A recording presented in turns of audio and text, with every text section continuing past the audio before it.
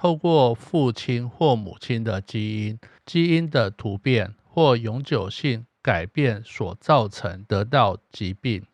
阿兹海默症是一种不可逆的疾病，不可逆的意思就是不会好，像是在大下坡的单行道上。脑部的疾病在 ING 进行中，淀粉样蛋白老化斑及神经纤维纠结，形成脑中神经细胞连结的丧失，这些神经细胞的凋亡。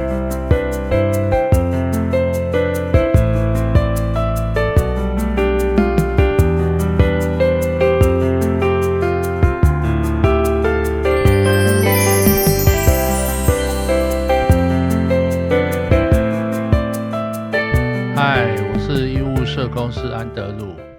每周三下午是我身心障碍鉴定2阶门诊的日子。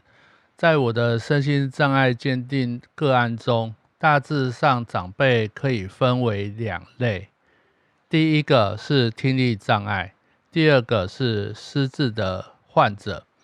失智症是最近长辈很流行的一种疾病。在20-30年前比较常听到的是健忘或是老年痴呆。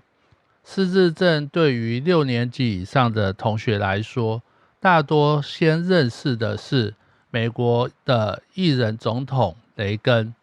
大家应该都有印象，1994年11月5日，雷根宣布他被诊断出罹患阿兹海默症。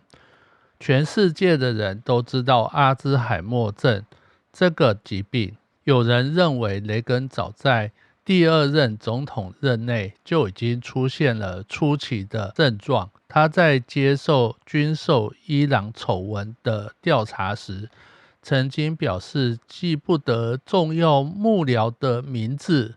尽管如此，他经由手写信件来向全国说明他的健康状况。由于他一向乐观的态度，他在最后的总结说道：我知道我正走向我人生旅途中的黄昏。我知道对美国而言，前方总是有着灿烂的黎明。谢谢你们，我的朋友，愿上帝永远祝福你们。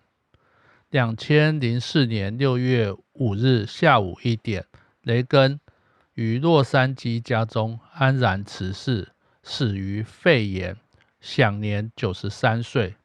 什么是阿兹海默症呢？科学家从今尚未完全明白阿兹海默症的成因。目前有较多的人认为疾病是遗传基因造成的，透过父亲或母亲的基因的突变或永久性改变所造成得到疾病。阿兹海默症是一种不可逆的疾病，不可逆的意思就是不会好，像是在大下坡的单行道上。脑部的疾病在 ING 进行中，淀粉样蛋白老化斑及神经纤维纠结，形成脑中神经细胞连结的丧失，这些神经细胞的凋亡。阿兹海默症可以分为2种：早发型的阿兹海默症与晚发型的阿兹海默症。很不幸的，这2者都跟基因具有关联性。阿兹海默症可以用60岁来划分，60岁以前的占阿兹海默症病人的 5%， 是比较罕见的，主要发生于30到60岁之间。有些早发型的阿兹海默症被称为家族阿兹海默症，是具遗传性。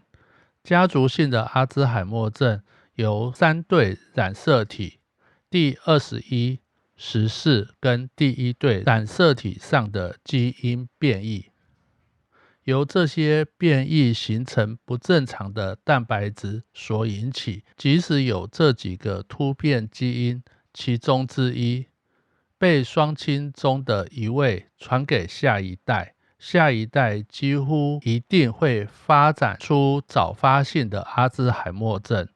如果家长之一是家族性阿兹海默症，在下一代得到此病的机会高达 50%。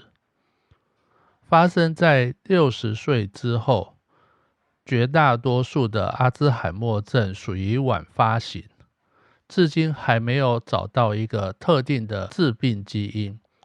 阿兹海默症的症状在初期有经常健忘、找不到东西、忘记关炉火或开关、重复的问相同的问题、买相同的东西、忘记或者叫错一些事物的名称、对时间的定向开始有些问题、不熟悉地方或找路有困难、对于个人以往嗜好或者喜欢的物品渐渐缺乏兴趣，还有判断力减弱，导致工作或家务的完成、日常生活、食衣住行有时需要提醒。到了中期的症状，无法辨识或说出亲朋好友的名字，常常四处游走或者是走失，忘记如何完成日常的事物，如穿衣服、刷牙等。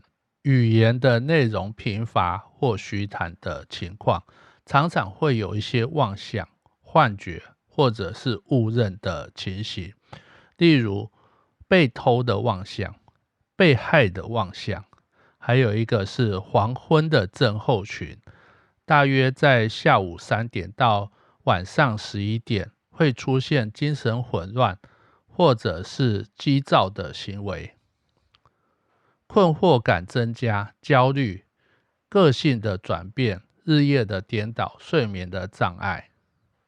到了晚期的症状，无法记得任何东西或处理事物，无法辨识家人，无法了解文字或语言，但是对音乐、触摸、视觉接触仍有一些反应，吞食食物有困难，无法自己穿衣服、洗澡、上厕所，大小便失禁，长期卧床，最后死因大多是感染，跟雷根总统一样。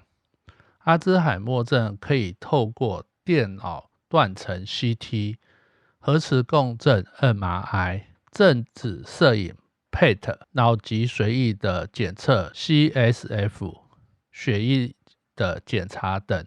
药物治疗的目的在延缓疾病的发展。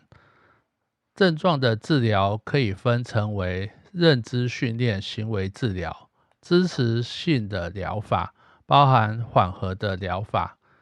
在重度的失智部分可以使用安宁的治疗。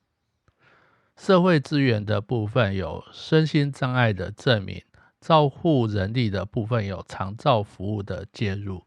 这是一条长期抗战的疾病，需要我们投入大量的照护资源介入。接下来会有一系列的影片，让我们一起成长。我是医务社工师安德鲁，有长照的问题请拨1966，我们下一次见。